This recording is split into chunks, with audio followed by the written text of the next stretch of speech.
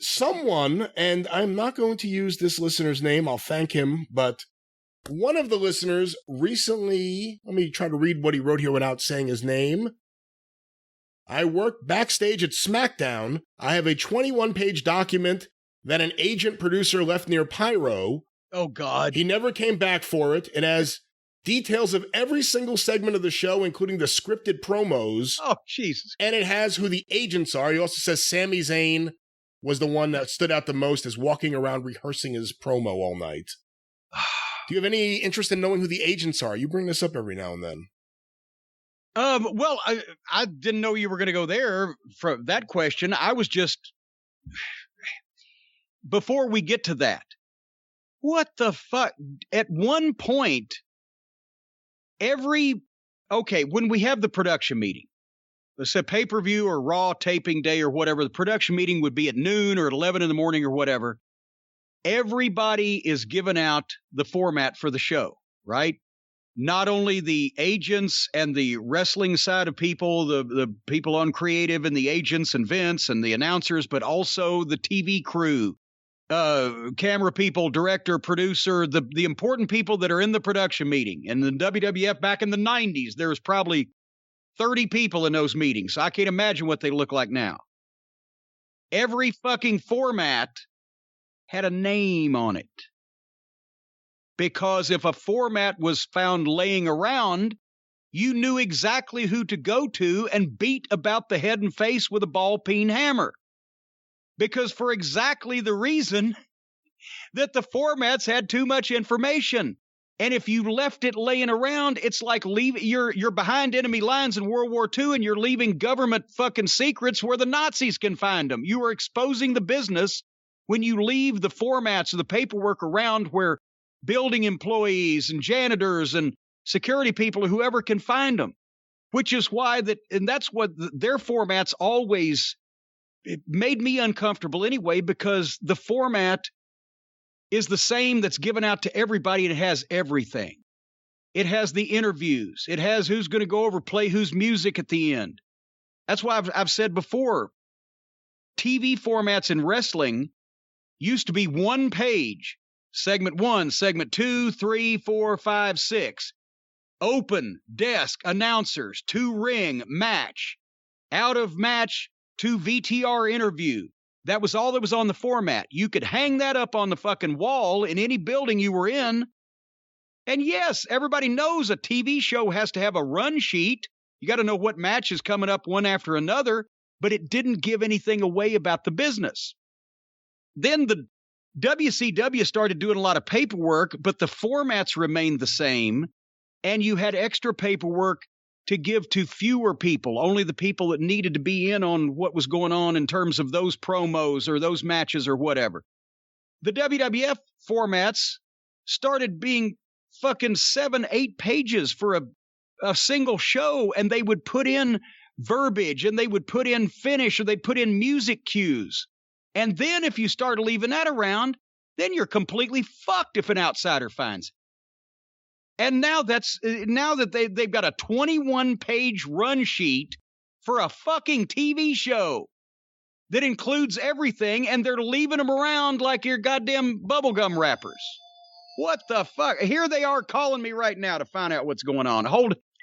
I don't need none, don't want none, don't have none. Pick your answer and shut the fuck up. There we go. Wow. All right. Anyway, so what I was saying about the formats is now they leave these things around and there's everything, and it's embarrassing. Remember, there was several years ago, one of the Raw formats, they were only about 14 pages at that point, was reprinted on the internet for everybody to see.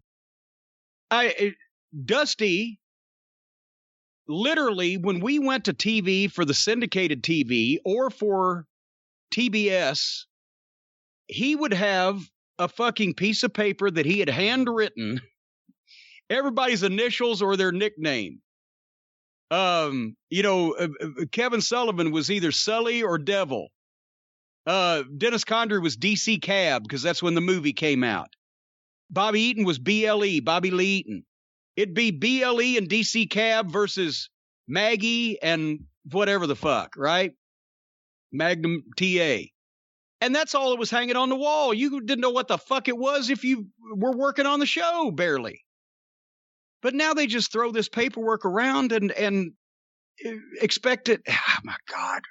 But yeah, used to, they'd put the name. When they had some people finding formats laying around, they'd put your name on it. And if somebody found your format unattended with your name on it, you got some fucking feet stuck up your ass. Well, there's a name over here in the top corner. What does it say? P. Levesque. No name on this one. It is entitled Smackdown Live number 1143. Welcome Home, Revision 3. Oh, my God. There have been 3 revisions. But, I mean, it's so scripted. You know, we used to revise shit at the show when somebody didn't show up. And then we'd scratch their name out and put somebody else in. Otherwise, if it fucking worked yesterday, it should be just as good today. Even Vince McMahon's promo where he said, "Where the hell have you been to the fans?" That was scripted. That's in the format. Oh, man. The pages are a little out of order, but for instance, Bianca Belair versus Carmella, the producers were T.J. Wilson and Molly Holly. Story of the match. Bianca Belair is no stranger to defending her SmackDown Women's Championship, but the EST of WWE is certainly accustomed to having more than 1 week to prepare for a match with her title on the line. Bianca's planned opponent, Bayley, is out due to an injury, leaving room for Carmella to slide in, make a run at the title. Will Carmella be able to take advantage of the unexpected circumstances and secure the coveted championship? Oh, my God. I assume that's for the announcers. That's the only people it could be for. And good God, if you have to write it out for the announcers like that, then do you have to also spoon feed them and wipe their ass after they shit? 6-man tag match, Edge, Rey Mysterio, and Dominic Mysterio versus Roman Reigns and the Usos, the Agents, Michael Hayes, and Pat Buck. Michael Hayes still agenting matches. I didn't even realize it's amazing. The one guy you thought would have been fired by Vince McMahon, well, he was the first time he worked for him within 24 hours, and he's been there for 25 years. And here's a promo. I'll play the role of Kayla Braxton here. Edge, despite your loss, you are 1 step closer to defeating Roman Reigns this Sunday. Wait a minute. They've written the stand-up announcers pitched in the back? They've written that out? Edge, despite your loss, you are 1 step closer to defeating Roman Reigns this Sunday for the Universal Championship. Edge interrupts and says, Kayla, I wish that were the case. I wish by locking my arms on Roman's neck and making him scream and flare, I somehow unlocked the magic formula to take the Universal Championship. Oh, it's like a fucking, it's like a script for a movie. My God. You know, the other way to do it would be, okay, you're interviewing me, and we're in the back. I say, who am I working with? How long we got? Okay, Brian, why don't you ask me a question like this? And you'd ask me the question like that, and I'd answer it, and I'd do the promo. That's the preparation that you would do if you actually knew what the fuck you were doing. They're writing this out word for word and putting it on paper and handing it to these for pre-tapes? A fucking 45-second pre-tape is written? Who does that? Vince McMahon. Oh, my God. And then Seth Rollins came out here because it has Seth. Boy, oh boy, it looks like your plan might be working. The scratching, the clawing, the improbable comebacks. That's right, comebacks. Plural. No one speaks like this when you run into anyone or in any way in life. Rollins cackles and exits as we go out on Edge and dissolve. I've done quite a bit of interviewing in my time when I was one of the pronouncers. And if I was interviewing a younger talent who may not be, as well-versed in interviews as I was, I would tell them, hey, I'll pitch it to you like this. I'll say this or set this up or ask this question, and then you answer it and go on with your fucking deal. And maybe we would discuss if he'd say, what about if I said, oh, yeah, that'd be good. Whatever the fuck. Okay, let's do it.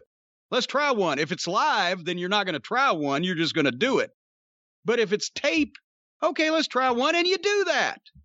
And then if it's not right, you go, well, you know what? Shit, I kind of fucked up that. I should have. Okay, boom, boom, boom. We'll do it again. I honestly I used to get zoned out bad. I've never done so many retakes and multiple takes anywhere as I did in the WWE. And especially if Vince was producing it himself. There was one time in 95 when, remember when the Watts had his last straw, the straw that broke the Cowboys' back, when he wrote a show, formatted a show for the heels to go off the air with, it was Owen and Bulldog and Mabel getting fucking heat on Michaels and whoever the other baby faces were, like a big Mid-South schmoz to go off the air. And then Vince saw that and decided he wanted to put that match on first, and he re-edited the show, put that match on first, and then had us all come to Stamford to cut a promo referring to what had happened earlier in the show when it was supposed to be the end of the show. And he must have had me do that thing, and it was a 3-minute promo, 6 or 7 times, just from wording of something that he would hear me say, and he'd say, well, accentuate that more on this one. This was early in my tenure, and I had not worked on the creative team from, with him up till before that. That was yet to come. So I was not prepared for this. We didn't used to do a second take unless you fucked up, there was a technical issue, or somebody cussed.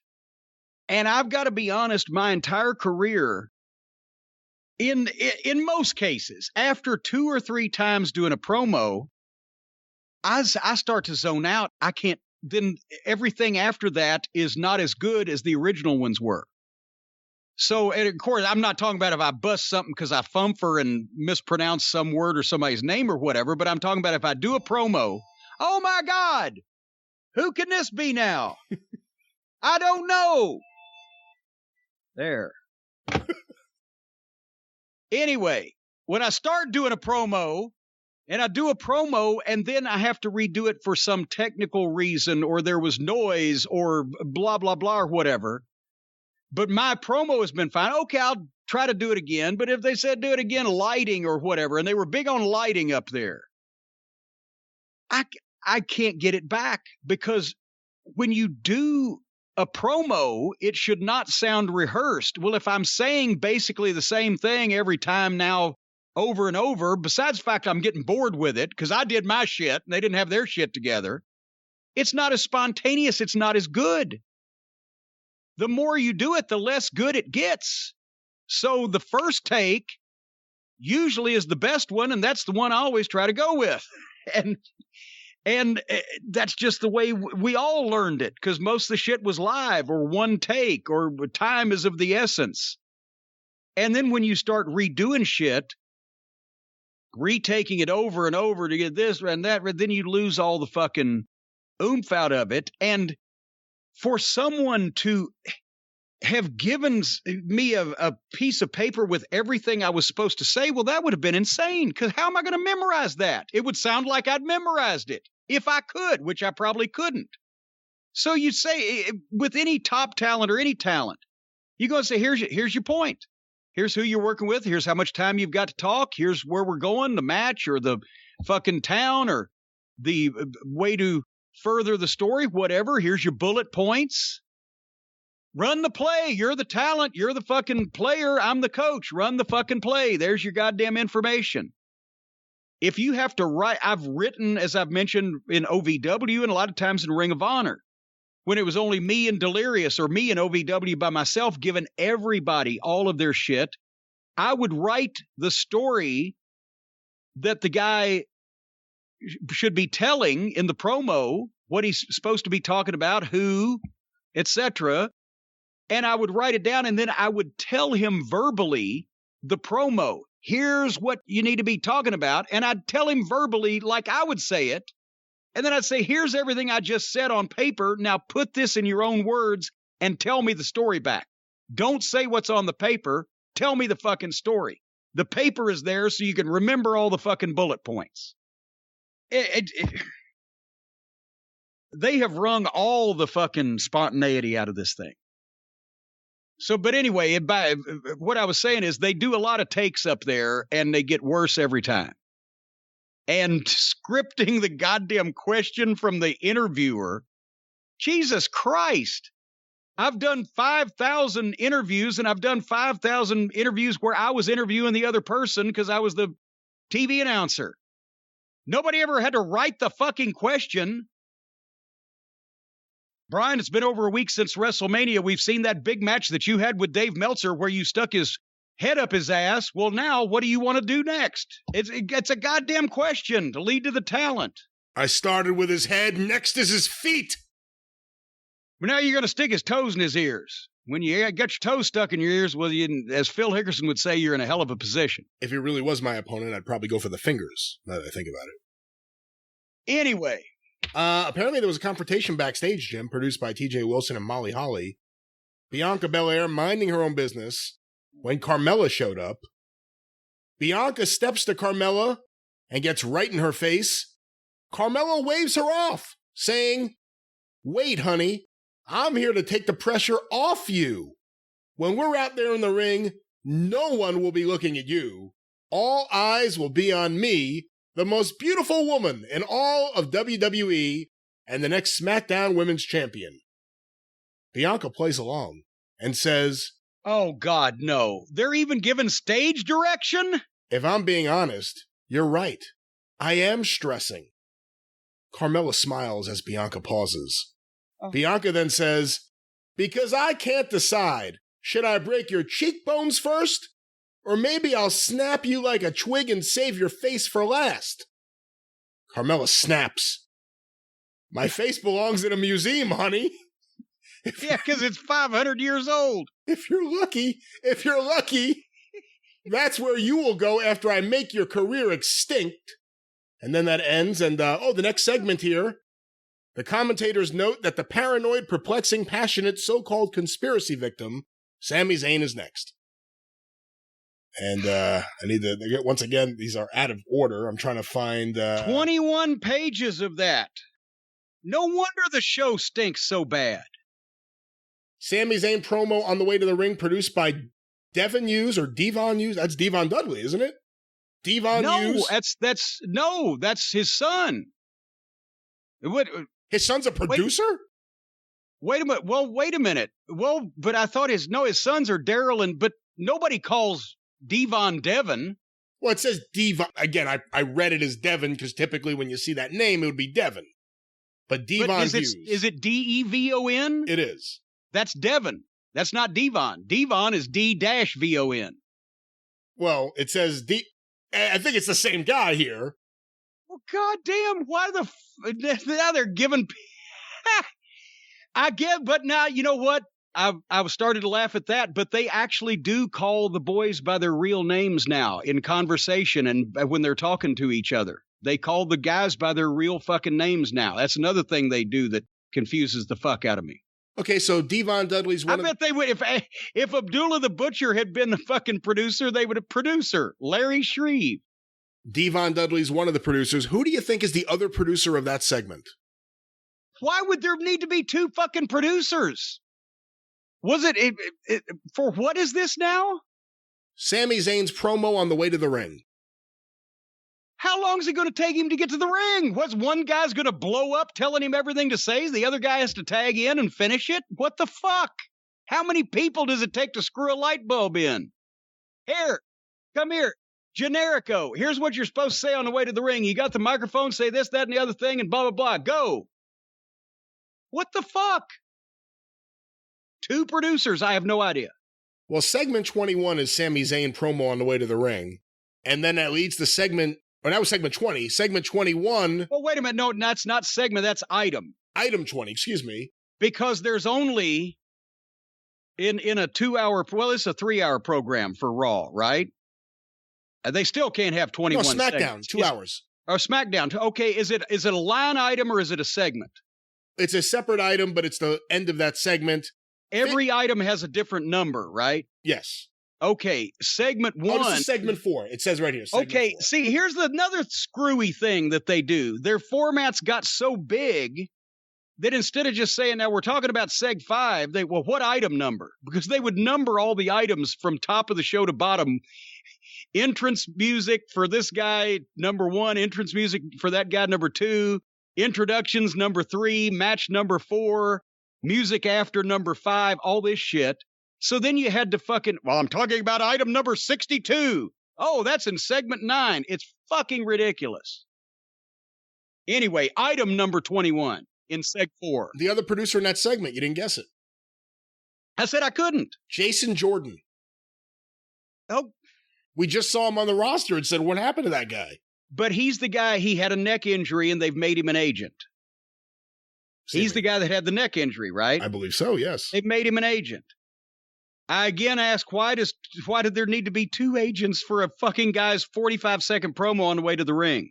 Do you have any problem with 2 agents for a match? Like, for instance, Shotzi and Tegan Nox versus Natalya and Tamina? Hey, sometimes it can be nice having a couple of different people around, but not when you're setting a fucking match up. God damn it, what? It's like they're doing open heart surgery. Okay, here's a fucking match between A and B. Here, get one of the guys to go agent it so he can come back and tell the truck what they're going to do so they can shoot it. God damn it. Especially for underneath matches, there needs to be multiple people having their fingers in this. How did they make this so complicated? The agents for this match are Shane Helms and John Laurinaitis. Go! And what was the match again? Shotzi Blackheart and Tegan Nox versus Natalya Neidhart, or I guess there's Natalya, and Tamina. I wouldn't see anything there that I wouldn't think that Hurricane could probably take care of, that we needed to bring Laurinaitis in. One of the heavy hitters. What's he going to give him, a fucking 6-man tag finish from All Japan in 1996? He did such a good job scouting the women. Maybe now he just wants to work with them on their matches. Apparently there was a brawl at the end here because it says, while all the women are brawling, physicality between all 4 women with Liv Morgan looking good. So she's getting priority treatment there. Let's see. Again, the reason why that all this stuff was just given out verbally in the days of wrestling was so that assholes like us couldn't get a hold of this paperwork and make fun of them. Apparently Otis and Chad Gable are now together as some kind of unit. Well, I hope they have a very happy life. That's not what I meant, and you know that. Ladies and gentlemen, Baron Corbin. I'm trying to see if there's anything else here of any interest. There's lots of, just everything they say on the show is scripted. Cesaro versus Otis. The producer was Adam Pearce. Okay. Where'd we go from there? I like Adam. Adam Pearce. I'm sure he's probably able to take care of a match between Otis and Sis Drunk or whoever. And the other producer I see listed here, I forgot about this guy. Baron Corbin's promo. The producer is Chris Park. Abyss! Okay, now they have Abyss producing promos when Abyss never spoke. But I guess his alter ego did. You know, that's another, I loved that gimmick, Abyss. And I thought he was one of the best working big men in the business.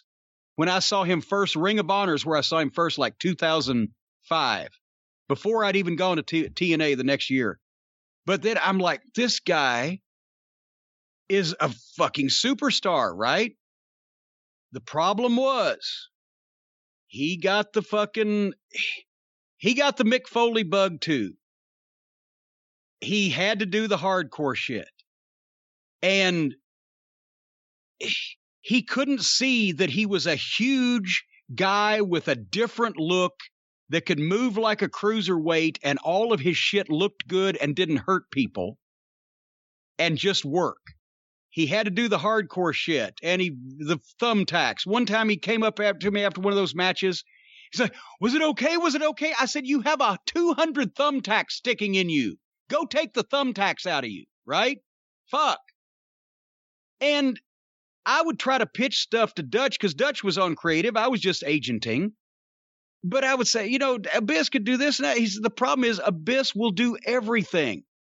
And it even got to the point where he'd taken bumps off the stage through tables and through barbed wire and fucking thumbtacks. And I think they set him on fire once or whatever. No, I tell a lie. They hadn't set him on fire yet. But they finally, because he wouldn't stop.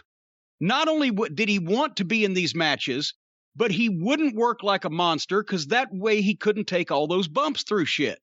So he had to fucking put everybody's shit over, and he got beat up and mutilated so bad so many times, they finally left him off TV for 6 months. They said there's nothing else anybody can do to him. He's such a nice guy. He's such a good talent. He won't get out of his own way. Let's fucking take him off TV for 6 months, and then we'll bring him back and try to push him again like a monster. And, of course, Shitstain was still there writing the show at that time. So within, I would say, 4 to 6 weeks after he came back after that time off television, that's when he took a bump off the stage, threw a table to the floor while the table was on fire, catching himself on fire in the process in the impact zone. And I told Dutch that night on the way back to the hotel, I said, you took him off TV for 6 months because of this, and now he's just been back for a month and he set himself on fire. And he just rolled his eyes. We all loved the guy, but you couldn't make him a star. You couldn't make him a top guy because he couldn't get away from the garbage wrestling. And he didn't realize how big and impressive he was just working. If I'd have had him in the 80s, he would have been a better Big Bubba Rogers than Big Bubba Rogers was just from his working ability and his look. But Bubba, after 10 matches, got the goddamn psychology of wrestling better than poor Abyss ever has, I guess, yet.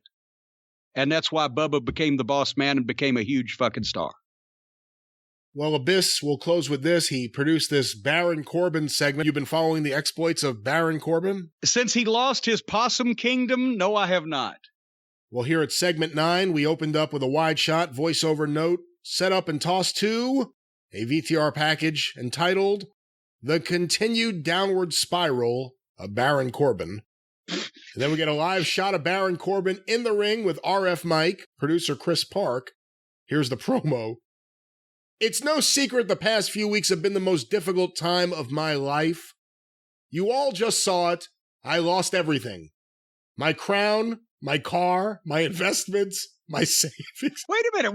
What? What happened? You saw him lose the crown, right? Yeah, he lost the fucking, because Shinsuke is the new king. So they're just swapping the king of the ring crown or whatever amongst middle card guys. But his investments, his car, it's been 3 weeks, right? I'm behind on my mortgage.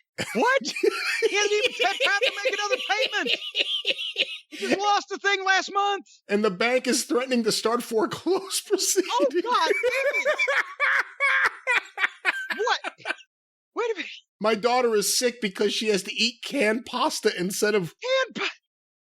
There hasn't even been enough time for the food in his pantry to spoil. My place is a mess because we can't afford our housekeeper. God. If this continues, we're going to have to move in with my wife's parents.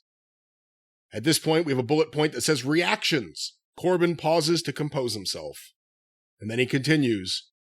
But there's some good news. Everyone here and watching at home can help me get out of this deep, dark financial hole. I've started a crowdfunding website called Corbin Fund Me. And then Baron Corbin tosses to the Tron, where Corbin Fund Me graphic comes on. I'm only asking for a small amount, just enough to get me back on my feet and catch up on my bills. $100,000. All you have to do is go to CorbinFundMe.com and donate whatever you can. Please, come on. Don't tell me you people in Texas are as cheap as everywhere else. And then it says in parentheses, more pathetic. Please. Now he gets on his knees. Now they're telling him to be more pathetic. More pathetic. I don't think that instruction needed to be written down. Corbin gets on his knees. I'm literally begging you. Please help me. I can't go on like this. And that's SmackDown. They've done this with other... Remember when Stephanie was emasculating everybody and cutting their balls off and sticking them in her back pocket? It would be like, I'll fire you. And then everybody... Even didn't Big Show one time go Big Show about that? Yeah, he was crying. Oh, my God, I'm going to lose my job. These people are supposed to be professional athletes. They're supposed to be highly paid stars. They're not going to go broke in 3 weeks. And they're not even going to go broke at all. They shouldn't. I'm sure some of them probably will in real life, but in storyline, in kayfabe, as the kids say, they shouldn't be going broke at all. They should be in demand around the world from any wrestling promoter that would care to fucking bid on their services, and they should pick and choose.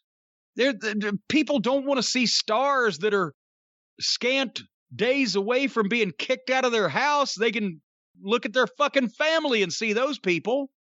This whole thing is insane.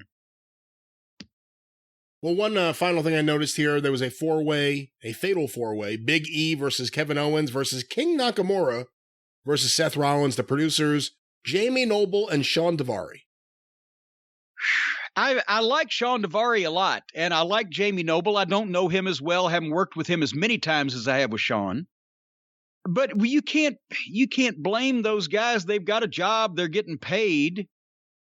It's not their fault that the fucking program they work on sucks, and that the writers have done this to it, because they both have been in the wrestling business. They know what it's supposed to look like. They have to tell the people now, oh, this is so much better the way you all do it now than the way we used to do it. But they know. But so you can't blame those guys because all this shit sucks. You have to blame the way that it's being done, and that's the people at the top making the decisions. I'm sure Sean Daivari would like to say, hey, you two guys, come here. You got 14 minutes, you over. Go fucking wrestle. Don't fuck up. Like we used to do. But he can't do that anymore.